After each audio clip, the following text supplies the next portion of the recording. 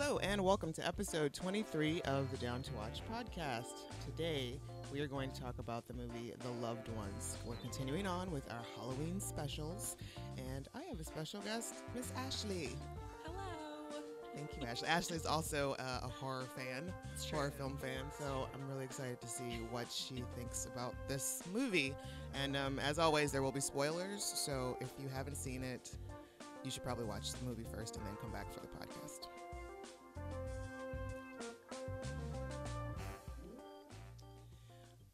Okay, Ashley, tell us a little bit about yourself.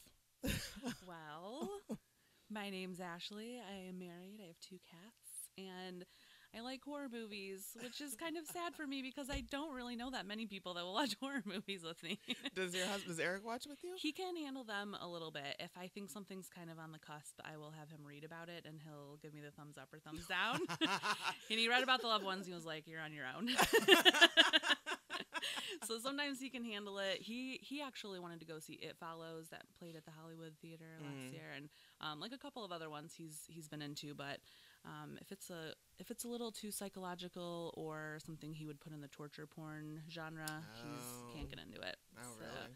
Yeah. So where did your love of the horror stem from? Like, has it always been like that, or is it something like a newfound thing for you? No, I think it's kind of always been like that. I remember like always walking past the horror movie section on the way out of the video store when I was little, and always like being really interested, and my mom would kind of like shoo me away from that section. That's like, I think she thought even looking at the covers would be like horrifying for me. The cover of Dead Alive. Oh, yeah. A really freaky cover. I always wanted to see that and never could. So you weren't allowed to watch? Not for scary a long movies. time, yeah. In middle school, my brother always watched X-Files, and I was like, that intrigues me. I'm scared of it, but I'm interested.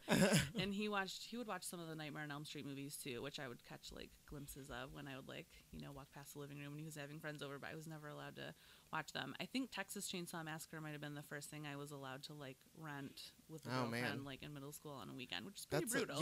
That's a really that's really like thrown in there. Yeah. Yeah. God. It's not really a beginner movie. No. Yeah, so just kind of went from there, I think. Do you have an absolute favorite horror film? Oh my gosh, I don't know if I could. I don't One know of if your I could favorites? narrow it down. Well, one of your favorites. Yeah, I don't have like an absolute. Yeah. I know, like, for like in terms of like creepy movies, like I watch The Craft once every year. Like Nice. That's like my go-to. Like it just satisfies like the teen girl in me. I mean, I guess like probably every Halloween I do have to see a Halloween movie, like a tried and true Michael Myers movie. Yeah, Absolutely. Just one of them, no matter which one it is. Yeah, Just throw it in there. Yep. Let's go for it. All right, cool. Well, I guess we are going to get into this movie, which is Crazy Pants. All right, so The Loved Ones was released in 2009. It's an Australian movie, and this is the synopsis that I got off of IMDb. This is a long one. In order to avoid a ghostly figure in the road, high school senior Brett Mitchell wraps his car around a tree, killing his father.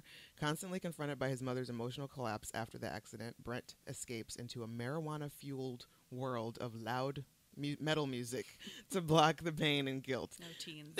Dejected and out of sorts, he has a shot at happiness with his girlfriend, Holly, a grounded, caring girl with drop-dead good looks, a dream date for the high school prom. But his plans are thwarted by a disturbing series of events that take place under a mirrored disco ball involving pink satin, glitter, syringes, nails, power drills, and a secret admirer. Brent has become the prom king at a macabre, sadistic event where he is the entertainment. This movie was written and directed by Sean Byrne. Okay, so our personal history with the movie. I remember when this was released, and I think it was coming to the Hollywood or something like that, but I read about it somewhere, and then I was like instantly enthralled. I'm like, oh my god, I need to see this movie, and I couldn't find it anywhere. Like it didn't become available to me for a long time, but then I finally watched it, and I was like, this movie is sick. Yeah, for real. Well, and I was surprised too when you sent me the information about it that it was made in 2009, but it didn't have a U.S. release, I guess, until 2012. Yeah, which is crazy because it's, I mean, it's so awesome. I feel like it definitely translates to like the U.S. horror genre too. Oh, absolutely. So it's weird that it took so long to like make its way over here. And so you had never heard of it until? I had never even heard of it. Wow. No, I knew nothing, and I'm shocked that it's on YouTube for free. It's just Right? like out there. It's just for freebies. Yeah, yeah, it's crazy. But not on Netflix, which I was confused It's really by. weird. Yeah, It's very weird. yeah. So the stars of this film are, we have Xavier Samuel, who plays Brent, Robin McLeavy as Lola, and John Brumpton as Daddy. The creepiest daddy there ever was. So, like, your initial thoughts, like, when you got into this film, like, what were you? So, and I'm going to sound like a really dumb movie watching American when I say this, but as soon as I realized it was Australian, I was like, like, is it going to be, you know, Is it going to really? kind of, like, horror movie? Like, I just kind of wasn't sure, because I guess I haven't actually seen that many horror movies made elsewhere, but Right. as soon as we, like, got into it, like, the opening scene where he, like, gets into the car accident was really awesome and weird, and like there's this Unexpected. figure standing in the middle of the road that like Right. distracts them, and you're like, what's that about, where's this going later? Yeah, exactly. Like, I love the misdirection in that area, because it starts off just like la la la, son and dad driving along, and then you know they're just having a normal conversation, and then this weird guy just pops in the middle of the road, and it's so like shocking and sudden that then like the movie carries on after that opening scene, and like it kind of takes a while until you're like, oh yeah, what's with that like weird Right. bloodied guy in the middle of the road from the beginning? Like that's got to come back around in some way. And it was the only thing that it was almost, I don't know, it was kind of weird just watching his friend. Like, it seemed like unnecessary for his friend and his date, which ended up being that bloodied figure guy's sister. Yes. Like, I was thinking when I first saw that he was going to be the savior, like they were going to be the ones to save him, but it was... Yeah, I kept on thinking, like, I get why they're cutting away from, from the After a while. the craziness that is happening. Yeah, like, we need a little break from, like, the brutality of, like, what's going on and it's, like, in this main scene of the movie. But, yeah, I honestly didn't really put it together until kind of toward the end that Yeah. the guy... Yeah, it wasn't until, like, okay, so, yeah, so as far as tension and, like, all the brutality, good Lord. And it wasn't even, like... Yeah. Now, there were so many times I had to cover my eyes Yeah, the drilling incident. So I don't even know if they actually showed the drill going into his forehead. They did not. No, I think they showed her and just like very intensely, and then you saw his face kind of afterward. But I was that way with when they were putting the knives into his feet. Oh God! I totally had the hand over the face. I couldn't do it. Every time, every slam of the hammer, and she was that was so intense because she wants him to cry, and he's willing himself not to cry. Yeah, she just keeps yelling at him to cry, and oh my God. Well, the crazy irony of she wants him to cry, but he's so broken or whatever about the whole accident and his dad dying, which was caused by a guy in the middle of the road that she made, basically. That she had a part in creating. It's just really freakishly full circle on that. Yeah. So I mean, that was another one of the one of the great things that I did enjoy about it was that there was a nice little connection of circle, and there also wasn't a bunch of useless dialogue. Yes. I think even towards the very end, there may not have been any dialogue really after she said that she was going to go kill his mom. Yeah. And yeah, the girls had the fight in the car. They might have had a few, exchanges, but yeah, it was pretty minimal. Yeah, and so I think one of the most noteworthy scenes is when he wakes up, after they've gotten him, the dad kidnaps him, and he wakes up at that dinner table, and that's when, and then it gets to this. This is where everything starts to build up, and you're looking around, and we're all the audience is realizing along with poor Brent what is to come, and then that whole finger licking good thing with the chicken. So weird, right? And you're like, who is Bright Eyes? Who is this woman? This poor woman sitting here getting chicken shoved in her mouth or whatever. And then it turns out to be her mom. Yeah. So yeah, and it becomes very apparent that this is just something that Lola and her daddy do. And have been doing right since she was kindergarten or something, because they show us a scrapbook that she's had with like pictures of, and I had to rewind it because I guess I didn't catch it the first viewing. There's a picture of her with a little boy in a chair, and she's got wings like angel costume or something. And I'm like, is that little boy tied up? Like, did this shit start way back when? Yes, I didn't catch that. He was tied up. So this started like they look like kindergarten, first grade. Like, whoa, that's crazy. Yeah, I did not catch that the first time.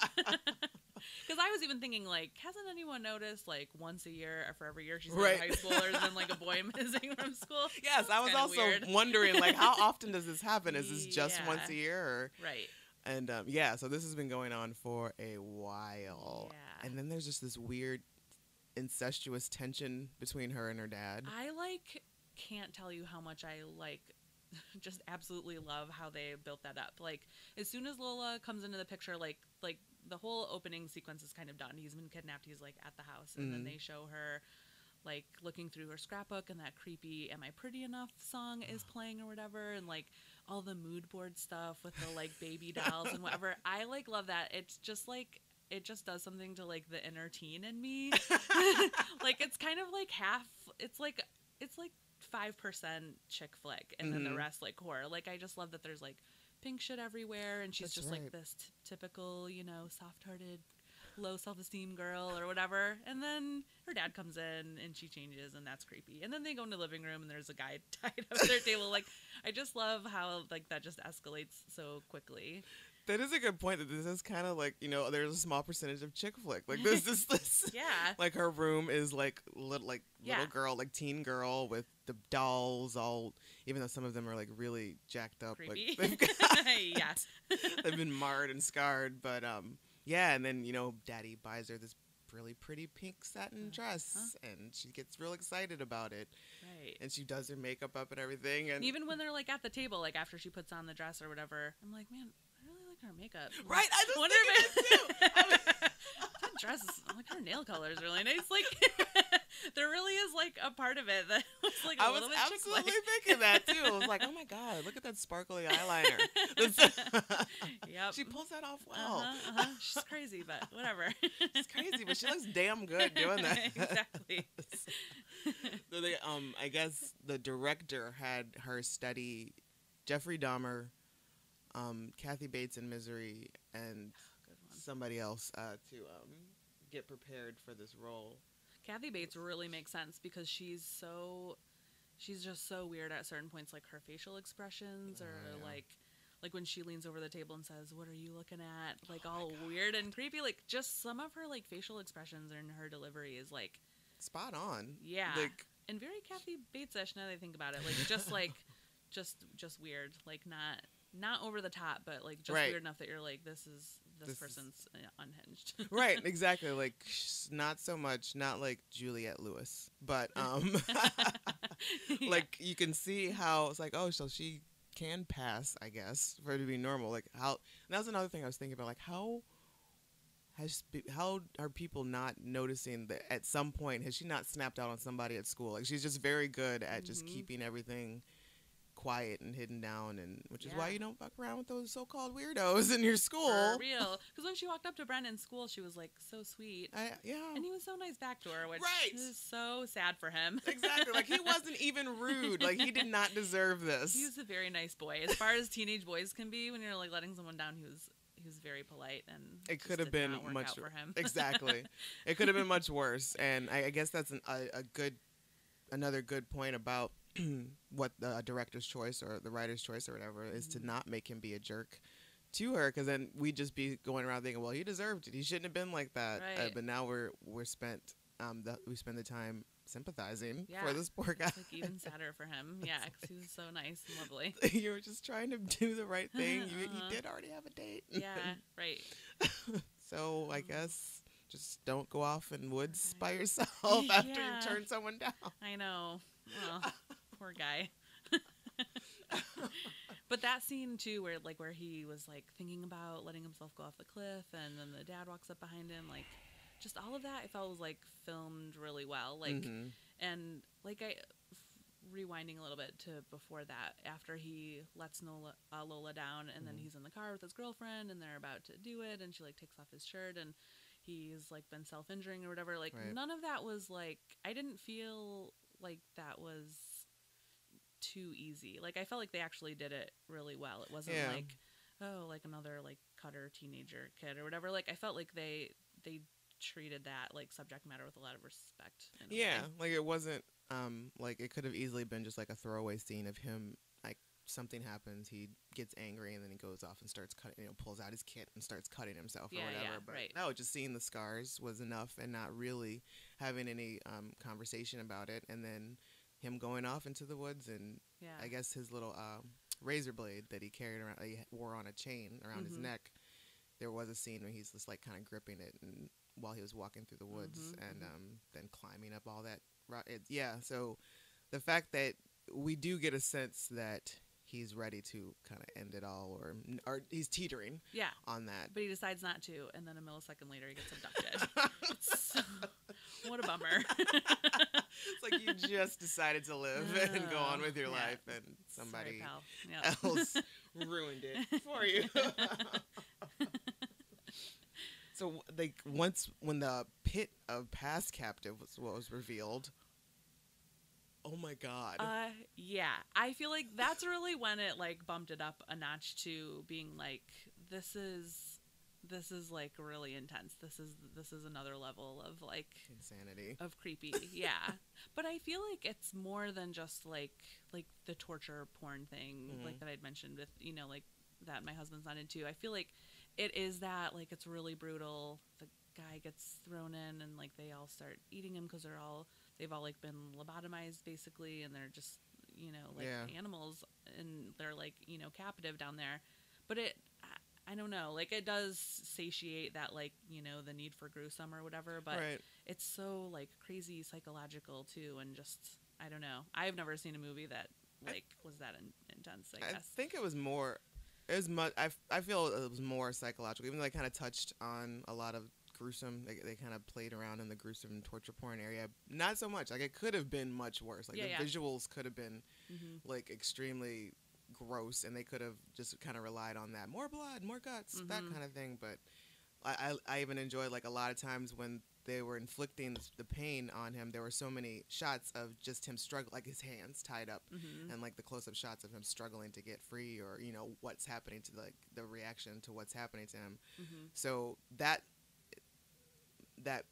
I appreciate that so much more, because like a lot of times like the blood and the gore, like those Hostel movies. Have you seen those? I actually haven't. I've seen a couple of the Saw ones, but I really have not seen any of the Hostile ones are like over the top. Like that's intense. Just like straight up like, okay, we're just gonna see how many things we can tear apart and how many ways we can gross you out. Yeah.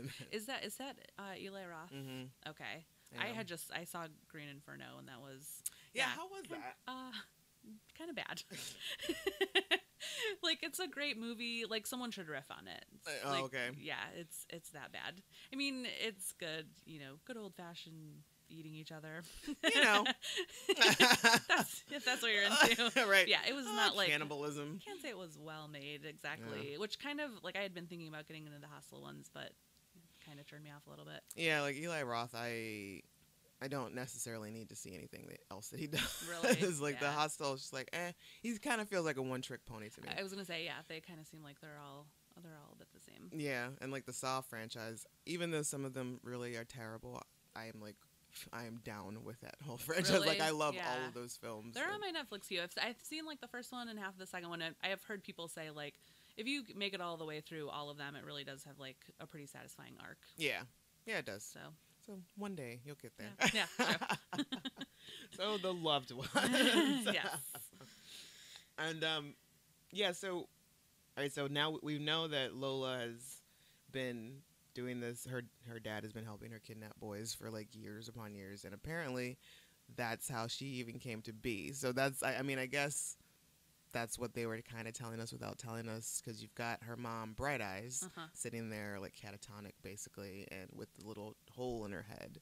And they were also kind of giving us clues before we actually got to the drilling part. Yes. With like she was drawing like the little dots on the pictures in her scrapbook, and then we see like the mom is like that, and then we get to the horrible scene with which I guess part of the Jeffrey Dahmer study. So yeah, I knew nothing about that Oh, beforehand. really? Yeah, I kind of like when I saw her, I wondered like what the deal was, or like had she somehow been shot in the middle of the forehead Right. and like had somehow magically survived that or whatever. Like I couldn't figure out why she had the thing on her head, and then they mentioned doing that to him, and even when they said drilling a hole in his head, I kind of didn't really put together until I googled like apparently that's something Jeffrey Dahmer had done. Yeah, or wanted to do. that's what he was doing. That was like one of the guys that I think now this is like one of the reasons why people were like, how was he not caught sooner? Because I guess he would drill, or at least one person actually did this too. He drilled a hole in his head and poured boiling water in the hole to boil his brain, and this guy somehow managed to get out, and he's like stumbling around in the streets or whatever, and I don't remember if the police actually found him or if Dahmer found him and got him back inside the house. But yeah, Whoa. that was it happened to at least one person. I don't know if that was his method, if that's how really he did intense. it, but yeah. Yeah. So yeah, I had googled that. Took me down a pretty freaky rabbit hole of people being lobotomized. That doesn't sound like a good place to be. It was terrifying. Yeah. Do you find yourself more like horrified by like the blood and the guts, or the psychological stuff is what really like kind of gives you shivers? Good question. I think the psychological stuff is like what I would like the next time I'm home alone and I hear a noise. Like the psychological stuff is what I'm gonna think about probably. Like at the time though, the like blood and gut stuff is what I can like. Yeah. Like when they were like putting the knives into his feet or whatever, I like that was something I could not look at. And then the carving of what was it, the heart, and I guess he was number 15. I'm assuming that was a 15 that they carved in his chest. Okay, yeah. And I don't know, did they pour lye on him? Is that what? Or salt. I think I read a review that said something about salt. And that's why he recoiled when they threw whatever that was on him. Yeah. I also didn't like totally get the voice box thing, but I guess it was bleach. Oh, is that's what they injected in him? I guess, yeah. Because I didn't catch that. I didn't understand what that was either. Yeah. Like I assumed it was some sort of household. Yeah. It was great. It was a great effect because every time he made a noise, he sounded like so horrifying. Like, yeah. The noise he made was scary. So like it was kind of a cool. I don't even think I actually caught that until like the end when the cop came to get him and he didn't say anything. I was like, is he unable to actually speak? Yeah, because every time he like kind of shrieked before that, it just was this like weird animal noise like kind of coming out of him. Because yeah, apparently bleach in your voice box will do that. How do you come back from that? Like, this poor guy. It actually made me wonder if you can, because all those guys in captivity in the like cellar or whatever, none of them could talk either. No, but they were also. I think they actually got their brains boiled. True. So they maybe actually they didn't have the ability. Yeah. So and they were just like left down there for years upon years, and yeah. That was really freaky. That definitely got me. That was awful. The whole time too, I was wondering like did the dad start this? Like was the dad the like freaky one and he got the daughter into it, or was the dad? Because the dad to me seemed like way more normal than Lola. Really? I mean, she just seemed really like unhinged, and she seemed like she was taking pleasure in it, and he seemed like he was taking pleasure in doing it for her. Oh. So, but I couldn't tell if like the chicken came first or the egg. The way I see it is, I assumed that he was first. He's the one who did this, or he started. He was doing this before she came along, and that's how she came to be. Actually, I feel like he caught her mom, impregnated her, and probably even like that would make sense. Birthed Lola himself and raised her basically by himself. And that's kind of how I see what happened. He raised her up from Jump Street of how this is the way it is. And so yeah, that would make sense actually. Yeah. And that's what I think makes it even worse, is that she never stood a chance. I actually like assumed with the mom that like maybe the mother and father had been normal and had Lola, and then as Lola got older and obviously had a really weird relationship with her dad, that maybe she like got jealous of the mom and like made the dad do it. Oh, that's also a good point too. Yeah. Because there was a point where there was the jealousy tension when she's like, who looks prettier? Yeah. Freaky. Yeah. I'm really glad they didn't kiss. And when they were like dancing and they got so close, I was like, please don't do it. Like, yes. I think I may have like stopped it at that point. Like had that happens, like, all right, I'm just going to have to. Yeah. I need a breather if that happens. It was so much. There was the sexual tension, the horror, and the fear factor tension, and oh god. Yeah, there was a lot. There was a lot happening.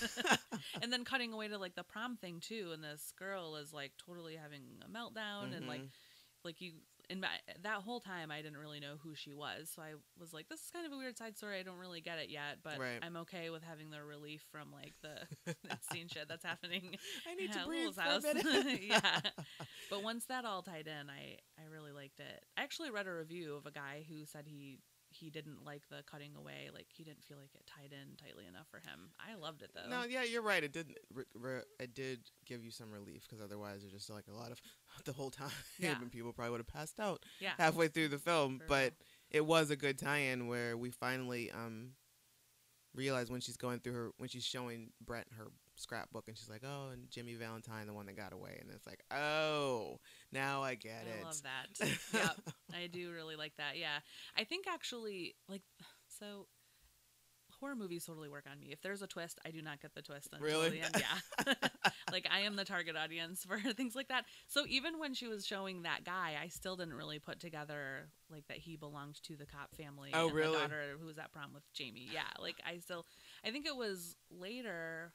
Well, probably the most obvious point was when she came home and like the daughter came home from prom and she was all like, you know, drunk and high or whatever. And she said something like, "Why can't you find him?" Oh. And then like the mom was laying in bed and she looked all sad and looked at the pictures and then it showed the boy. Then I kind of like started to put it together. It's like, Yeah, it takes me a while. That's okay. That makes it that much more enjoyable for you when you do catch it. Cause It's true.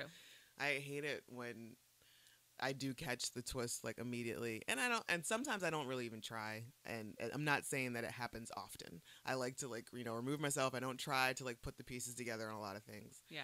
The only thing that's really happened to me, and I was kind of like bummed out, was The Village, M. Night Shyamalan. Yes. I called it. Like at the very beginning, like the first 10 Really? minutes of the movie, and then I was pissed when that was it. Like, It's so funny you say that. I was just gonna say whenever I talk about Sixth Sense with people, they're like, "Oh yeah, great movie." Like I knew what was happening from the beginning, but still, yeah, great movie. And I definitely didn't get that one. Am I just like? No, I definitely didn't get that one at I all. totally Like, missed and it, that was yeah. like mind blown. Like at the end, that was just like, oh my god, that's crazy. Yeah. And like Fight Club, I didn't get the twist on that one. Nope. Or Nope. Me and neither. there's some movies where the twist, once you've seen it, you figure out what the twist is, and it kind of ruins it. You can never watch it again. Like The Game with Michael Douglas, that was one of those. Really great movie, but I can never watch it again because You know what? Yeah. Yeah. But like right. Fight Club or Sixth Sense, like when you rewatch it, you start to see like all the things like, oh, okay, now this makes sense, and you start to like kind of play this game of how did they film this to make it Right.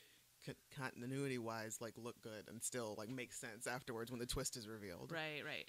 Did you see Goodnight Mommy by chance? Yes, I did not see that coming.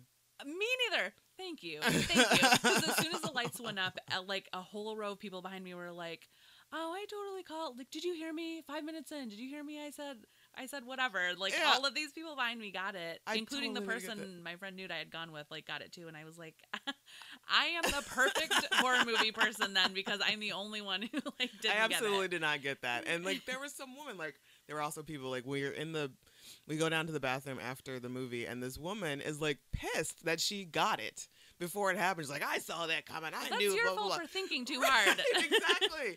And then Turn she it was off. actually like, like kind of like there was another girl and I in the line for the bathroom. We're like, "Oh, I didn't see it coming." "You didn't see that coming?" It's like, whoa, hey. Don't get mad at me. Right.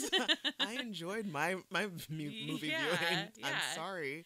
What is funny about that though is I feel like in terms of twists, like Sixth Sense kind of was a game changer because the guy that I went to see Goodnight Mommy with, he was like, for you it was a twist. Mm-hmm. For me it was predictable. It would have been a twist if the twist hadn't happened. Oh, like jeez. Sixth Sense kind of like it just added a lot more like folds to. That's crazy. Yeah.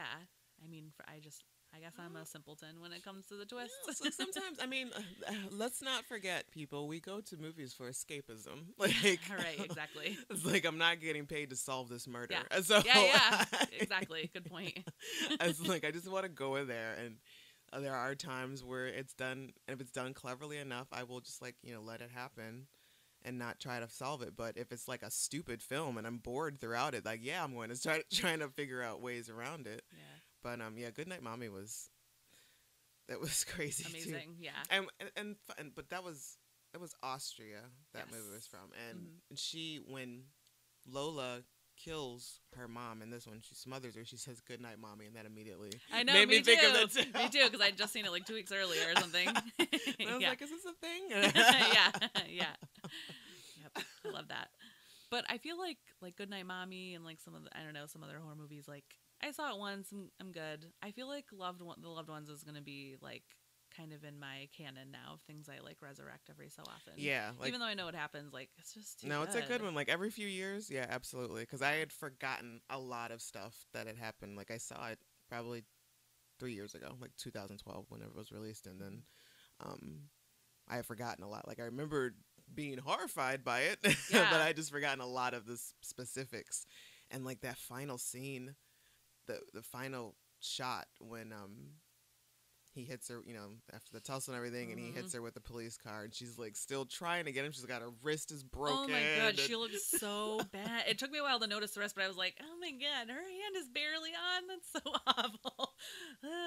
It was great though, but I was like, it was such a slow like close in on her, and then just everything was slow, and then you're like thinking, well, dude, all you gotta do is just throw it in reverse and let's do this. Yeah. And then you're like captivated by this picture that you're seeing, and then bam, yep, it's just done. blood on the bumper in the end. It was absolutely perfect. Yeah, it was good.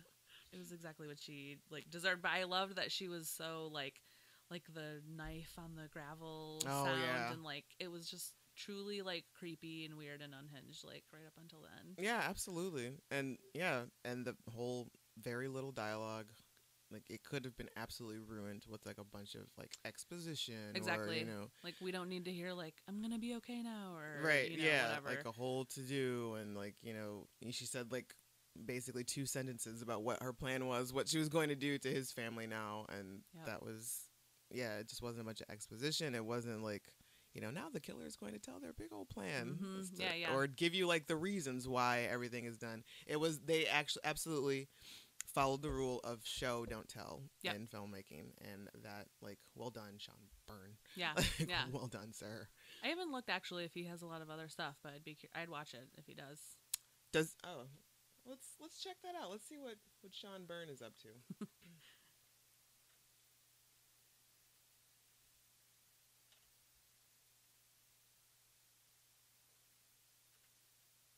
He hails from Hobart, Tasmania. Looks like not too much. He's directed, there's a film called The Devil's Candy that was released this year that he directed. So, yeah, I think The Loved Ones was his first feature film that he directed. Everything else was a bunch of shorts. Okay. And then we've got this, The Devil's Candy. A struggling painter is possessed by satanic forces after he and his young family move into their dream home in rural Texas. I'd watch it. Yeah, I'd totally watch that. It might be another Australian because I don't recognize any of these actors in this film. So, so good on you, dude. That was like spot on. Yeah, it was awesome. Also discovered through Googling post-watch that there was some horrific crime in Australia. Well, maybe not in Australia, maybe like the UK, based off of this movie. Really? Like some guy. Like after the fact? Yeah, some guy abducted a friend, and they weren't super specific, but said that he had, quote, reenacted, one of the most gruesome scenes of his favorite movie, The Loved Ones. Oh my god. I can only imagine it's the, like, drilling the hole in the gotta head be. thing. Yeah. Because, like, that's the only, like, telltale thing from that. That's awful. I know. So that's a thing that happened. Hey, can we not reenact these horrific things from these movies? That's just, I mean, damn. It's just, I know. Really fucked up. I know. And what could somebody, all right, people are. Just watch and enjoy it. I know it. Just walk away, man. It's not that big deal. So I don't know who this the song that plays like a big a big role in this movie. It's called "Not Pretty Enough" by Casey Chambers. And this is like Lola's theme song, Uh-huh. and she's what song she wants to play on her wedding day, and that's what they're dancing to, and it's Uh-huh. just And she sings it while she's like walking down the yes. road. It's so good. And I was also kind of thinking like, oh, she's got a nice voice. She's got a nice singing voice. Not bad, There's that little bit of chick flick that comes in. Oh, she'd be good at karaoke. If it weren't for all the homicidal tendencies, I would totally hang out with her. But yeah, that having heard it under different circumstances, I probably would have liked that song. Now it's creepy as But now fuck. it's just like awkward. It makes me sad. Yeah. And the album is Barracudas and Brick Walls. For Casey Chambers with a K. Do I cry too much? Her voice is kind of creepy though. No, Am I Just a too little bit. outspoken? She look it's like just This- enough like grown woman trying to be a teenager sounding that it's like a little freaky sounding to me. I could definitely see this girl like writing this and like rocking in her room Yeah. by herself. With like a shrine of like some boys pictures in her bedroom. Right. Yeah, absolutely. She's that. She's a little bit crazy. That's good though. That was a perfect song for her, especially for her to be singing when she was walking down the road. Yeah. It's creepy. So this movie is just, I don't know, it has all the perfect elements for a really good scare fest, and Yeah. yeah, you're right. This is definitely like, every couple of years, like, sure, let's pull that out. Get real fucking terrified. Yeah, for real. I feel like if your girl can handle horror, it's a good date night movie. Oh, yeah, because totally. it does totally have like that tiny bit of like girly stuff that kind of like just satisfies the like feminine side, like the teenager inside of me that like just likes pink shit. I just like glitter and pink stuff. So. Yep. Do you see all that glitter that's in the blood? For real. I guess that's like another like really creepy moment where she's dancing with Brett. I was just gonna say, and like, the glitter is falling down. It's like who doesn't want that? They've got these paper crowns, and she's slow dancing. The poor bastard's got his feet nailed, like stuck to the floor, and Dad's like above, like throwing glitter. Yeah. On the I read another review too that said someone called it a horror comedy. They said it was in the horror comedy genre, which I definitely would not have, but they actually quoted that scene as one of the like funnier scenes, which I guess in a way, I'm like, a little bit. The crowns, the glitter, like the poor guy cannot move his feet, and she, I think it's definitely subjective as to who's watched it, because I could totally see. Yeah, it is a funny scene. I wouldn't call this movie like a dark comedy, even. No, Like not a horror in any way. And Me neither. his little friend, like the cutaways, that stuff was maybe a little humorous, but there's really very little. Like it's kind of a sadistic, like that shit's funny kind of thing. Yeah, definitely. That's a different kind of comedy. Like when the administrators are telling them to leave the prom or whatever.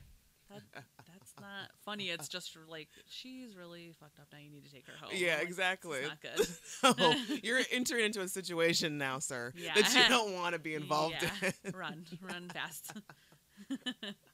So, from like 1 to 5, how would you rate this? I honestly would give it a 5. Yeah, me too. I was like going back and forth from 4.5 to 5, but I can't say that there's anything about this movie that I did not like. Yeah, Like ditto. it was just like all in all, good time horror film. It had everything. Like there Yeah. were a few not jump scare. Like it wasn't cheap that way, but there were a few like startling moments. Right. There was the blood and guts. Yeah. there was the psychological. There wasn't a lot of cheap. There weren't a lot of cheap tropes. No. That were. Not at all. I appreciated that it didn't have much of a score, because when movies are just constantly playing music, they're going to use that shit just to scare you at some point, and I really hate that. Like, let the actual movie scare me, not, Right. someone Not coming the around the corner. dun, dun, dun. Yeah, exactly. Yeah. It really did. It had a little bit of everything. And so, we've already mentioned, yes, I am down to watch it again. I'm down to watch it again. Awesome. And will. Yeah, most definitely. And so if you guys are wanting to watch The Loved Ones, like we said, it's free on YouTube right now, legally free. It's not a bootleg copy. It's actually good quality. And or if you still feel some kind of way about that, you can go to Amazon and rent it for $2.99. And also what I do is I check to see if the movies that we review pass the Bechdel test. Oh. And Didn't you're even familiar. think You're about familiar it. with the. Okay. Yeah. Well, can I refresh? Sure. It's longer than how many minutes, and it has to be a conversation that doesn't. I think 90 minutes is what it is. Well, the movie has to be a feature length film. Okay. Um, Isn't it like two female characters talking for longer than X amount of minutes, and Well, it's not about a man or something? yeah, it's close. It's Okay. it has to have two named female characters. They have to have names. Okay. They have to talk to each other about something other than a man. Okay. And I don't think I don't think this it would, happens. actually. Yeah. Huh. Even though, yeah, I don't think this. It's just I'm combing. I'm really not thinking of anything No. other than like the girls at the end. They're not saying anything. They're like but knife fighting. "Rawr." Yeah, they're not actually talking. So it's like we've got Lola, we've got Holly, and we've got Brent's mom and the Valentine girl and her mom. So those are the 5 female characters in here. Yeah. And yeah, the only ones that actually interact are Holly and Brent's mom. And they talk about Brent. Right. And Mia and her mom. And all she really wants is she wants her dad to take a picture. So, yeah, I don't think it works. All right, well, Which is odd. I'll Because let it go. I know, that's fine. Because it's not often where you see the female, and I don't want to call this like a female strong kind of a movie or anything Yeah. like that, but I mean, it's not often you see a female as the killer. Not that it doesn't happen, but it just doesn't. It's not often. Yeah. And especially in a way that this was definitely different. She didn't get wet at any point. There was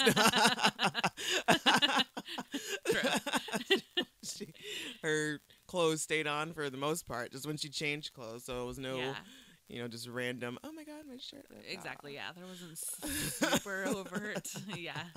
That's true.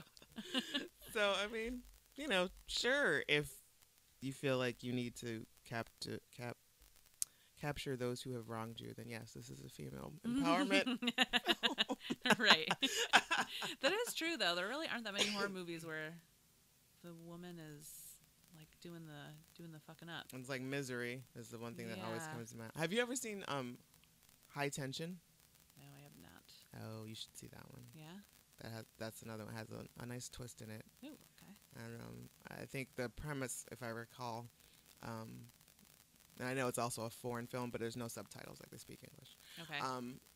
I think the premise is like 2 girls go on vacation, go on holiday or something like that, and they go to some remote cabin. Typical kind of thing. Oh yeah. But it like the setup is typical, but yeah, the ending you're like, what the fuck? So yeah, Okay. So I would highly recommend High Tension. Okay. Nice. And also, and I don't know if this is horror or if this is just thriller, but I don't remember the name of it. Ellen Page. Is that her name? That little Juno? Are you gonna say Hard Candy? Yes. I love that movie. It's so good. Yeah. Not necessarily horror, but yeah, definitely like freaky and like messed up. Yeah. Really messed up. Yeah. It's so well done. Yeah. Absolutely. Yeah, that's a really great one. She's like little in that movie too. I feel like she's like a little kid. Yeah, she looks all of like 13. Yeah. I don't know how old she actually is, but yeah. She's just a teeny thing. Yeah. And manages to wreck shit. Yeah, that is a really good one. It's And creepy. Patrick Wilson, is that his name, I think? Okay. I think he's from Pittsburgh, actually. Oh, okay. But yeah, very good film. So Yeah, what are it's your Halloween plans? Well, Halloween party, and my husband does movie riffs, so he's riffing on a movie, like kind of a good horror, like That's Halloween movie. Is that an arcade comedy? It is. Arcade comedy, Halloween at, I believe at 10 that night. Yeah. Awesome. That's our plan. Yeah. Just kind of, and like shoving as many horror movies in between now and the official end of horror movie season as possible. Absolutely. Yep. Are you dressing up? You have a costume? I do have a costume. Are you not revealing it yet? I'm not revealing it yet. Okay. Still coming together. You'll see pictures. I know 1 year you and Addie did the twins from Shining. Yes, we were the twins from The Shining, and that was awesome. It was really fun, too, because we started out just being the regular twins, and then halfway through the party, we went outside and, like, splashed fake blood on each other and came inside. So it was like a 2-part costume. Oh, my God. It was pretty great. That's amazing. Yeah, it was a good one. And Eric actually was Jack Nicholson. Oh, wow. He, like, wore a flannel and had, like, 2 pieces of wood on either side and, like, carried an axe around. Awesome. Yeah, it was great. Well, Ashley, thank you for playing along and coming and hanging out and watching this movie and talking about this. Yes. Good to know another lady who likes horror. Yeah, man. I'm all about it all the time. And, you know, also my husband doesn't really get into it as much. Like, he'll play along sometimes, but there are a lot of times like, you know what? I can't do this. I don't know what you're doing, but I can't do this. He's just not into it. No. All right, well, once again, thank you guys for listening, and you can check us out on Facebook, Down to Watch Podcast, or you can follow us on Twitter, DTW Podcast.